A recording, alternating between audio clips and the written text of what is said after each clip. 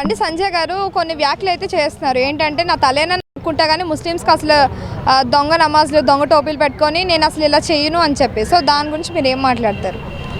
First నాయకుడు అనేవాడు అందరినీ పరిపాలించాలా, కుల మతాలు అనేది తేవద్దు, అది రెచ్చగొట్టిన కింద లెక్క అయితే అనమాట. ఇప్పుడు ముస్లిమ్స్ అంటే వాళ్ళు మనుషులు కాదా? వాళ్ళ దేవుడిని వాళ్ళ ఖురాన్ని ఎంత ఇలుగు నమ్ముతారో మన హిందువులు మన దేవుడిని ఎంత ఇలుగు నమ్ముతాం, వాళ్ళ దేవుడిని వాళ్ళంత ఇలుగు నమ్ముతారు. మన భారతదేశంలో అందరికి బతికే హక్కు ఉంది. దయచేసి రాజకీయం చేసే వాళ్ళకి, రాజకీయ నాయకులకి నేను చెబుతున్నా, కుల మతాలు మీరే రెచ్చగొట్టొద్దని చెబుతారు, మళ్ళీ మీరే రెచ్చగొడతారు. అది అంటాం కరెక్ట్ కాదని నా అభిప్రాయం. ఆ మాట అనొద్దు. అంటే ముస్లిమ్స్ ఎక్కువ ఉన్న బోరబండ కాన్స్టిట్యున్సీకి వెళ్ళి ఇలాగ మొన్న అయితే వ్యాఖ్యలు చేశారు. సో ఎంతవరకు కరెక్ట్ అంటారు ఈ మాటలు అనేవి? ఆ మాటలు అంటాం కరెక్ట్ కాదు. ఆయన ప్రజలకు ఏం చేస్తాడు మంచి, ఆ మంచి ఎంత చేయగలుగుతాడో అది చెప్పుకోవాలా. ఆయన దాని ప్రకారం అమ్మటి ఓట్లు వేయించుకోవాలి. కానీ ముస్లిం అని ప్రత్యేకంగా ఆ మాట అనకూడదు కదా. ఇంకా అప్పుడు కుల మతాల మధ్య శిశు పెట్టినట్టేగా. అది కరెక్ట్ కాదని నా ఉద్దేశం. ఇప్పుడు రాజకీయ నేతలు అనేవాళ్ళు ఇలా, రాజకీయ నాయకులు అనేవాళ్ళు ఇలా మాట్లాడడానికి గల కారణాలు ఏమంటారు? నిజంగానే రాజకీయ నాయకులు ఏందో మరి ఈ మధ్య కుల మతాలు ఎక్కువ శిశు పెడతారు కుల మతాల కారణంగా. మరి దానివల్ల ఓట్లు వస్తాయనే మరి కుల మతాల మధ్య శిచ్చులు పెట్టాలనో ఏమో కానీ తెలియట్లేదు. ఇది మాత్రం కరెక్ట్ కాదు. బండి సంజయ్ గారు కాదు, అందరూ ప్రతి ఒక్కళ్ళు రాజకీయ నాయకులు వాళ్ళు వచ్చినప్పుడు ప్రజలకు ఏం చేయాలా, కుల మతాలని కాదుగా ఓట్లు వేయించుకునేది, అందరికి మంచి జరగాలి కదా మన భారతదేశంలో.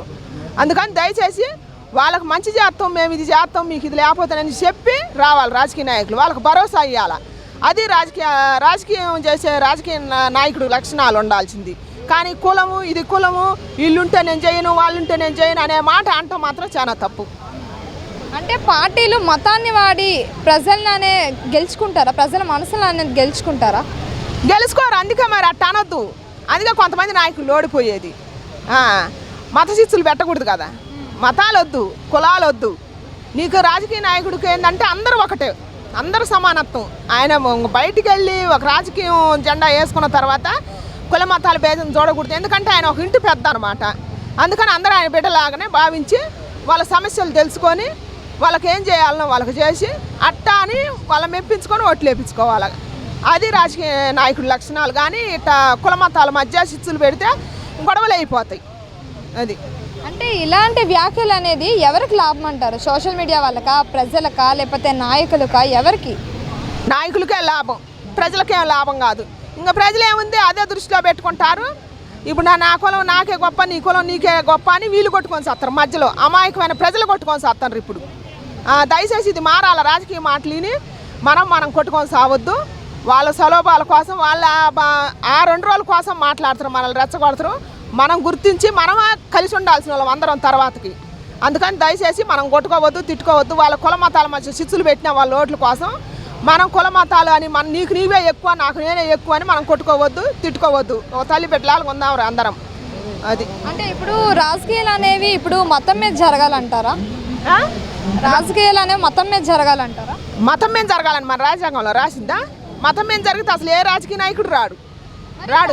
తరానికి ఏం మెసేజ్ ఇద్దామని ఇలా చేస్తున్నారు? అట్ట ఇవ్వద్దానే కదా మనమే. ఇప్పుడు మనకొచ్చే మన తరానికి మంచి మెసేజ్ ఇవ్వాలా.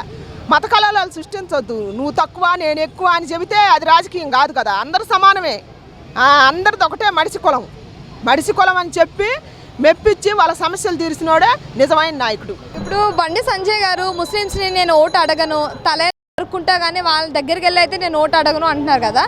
సో దాని గురించి మీ అభిప్రాయం ఏంటి? నేను మతపరంగా టోపీ పెట్టుకునే పరిస్థితే వస్తే, నేను ముస్లింల టోపీ పెట్టుకునే పరిస్థితే వస్తే కానీ తల నరుక్కుంటా. కానీ ఎప్పుడు టోపీ పెట్టుకోను, ఆ మతాన్ని నేను ఆచరించను, వాళ్ళ లెక్క ఫేక్గా నమాజ్ చేయను, నేను ఇట్లా టోపీ పెట్టుకోను అని బండి సంజయ్ గారు చెప్తున్నారు. దానికి నేను సమాధానం ఏం చెప్తున్నా అంటే, బండి సంజయ్ గారు మీరు బీజేపీలో ఉన్నారు, మీ బీజేపీ నాయకులే, మీ నరేంద్ర మోడీ గారే టోపీ పెట్టుకొని అడిగిన సందర్భాలు ఉన్నాయి. దానికి నా దగ్గర ప్రూఫ్స్ కూడా ఉన్నాయి, కావాలంటే అది కూడా చూపిస్తాను నేను. ఇంకా ఏమంటున్నారు, నేను తల నరుకుంటా కానీ టోపీ పెట్టుకోను, నేను ముస్లింలను ఓటు అడగను అంటే అడగకండి.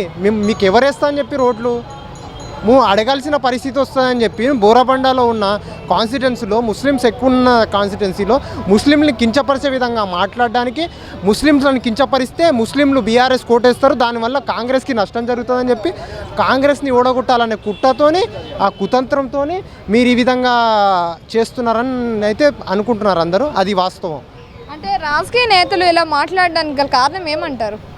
రాజకీయ నేతలు ఇలా మాట్లాడడానికి గల కారణాలు ఏంటంటే మతపరమైన విద్వేషాలను రెచ్చగొట్టడం, మతపరంగా మనం గెలవాలనే ఆలోచన, మా మతం వారు నాకు సపోర్ట్ చేయాలి, ఈ మతం వారు నాకు సపోర్ట్ చేయాలనే ఆలోచనలో వచ్చేసేసి ఇలా చేస్తేనే, ఇలా మాట్లాడితేనే ఆ మతపరమైన వాళ్ళు ఓట్లు మనకు పడతాయి, లేదంటే ఆ ఓట్లు వేరే దిక్కు పడతాయి, దానివల్ల మేము ఓడిపోతామనే భయంతోనో, లేదంటే ఏదన్నా చేయాలి, ఏదన్నా రాష్ట్రం లేదో అల్లోకల్లోలం అయ్యే విధంగా ప్రయత్నించాలి అనే ఆలోచనలో, ఈ 2-3 ఆలోచనల విధంగా అలా చేస్తున్నారనిపిస్తుంది నాకైతే. అంటే ఇలాంటి వ్యాఖ్యలు అనేవి ఎవరికి లాభం అంటారు? సోషల్ మీడియా వాళ్ళకా, ప్రజలకా, లేదంటే నాయకులకా, ఎవరికి?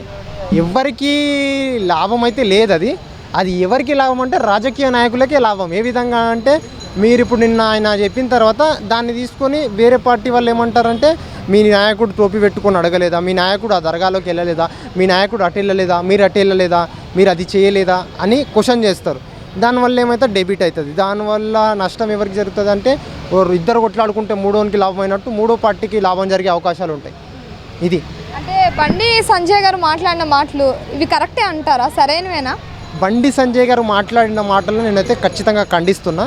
ఎందుకోసం ఖండిస్తున్నా అంటే ఒక మతాన్ని ఆచరించే వాళ్ళు ఉంటారు, వాళ్ళ మతం వాళ్ళకి గొప్ప, నువ్వు అడగకపోతే నువ్వు అడగను, నేను ముస్లింలను ఓటు అడగను అని చెప్పాలే కానీ నేను టోపీ పెట్టుకొని ముస్లింలను ఓటు అడగను, ఓటు అడిగితే నేను ఓటు అడిగే పరిస్థితి వస్తే నేను తల నరుక్కుంటా అంటే నరుక్కోండి. ఎవరు అంటున్నారు?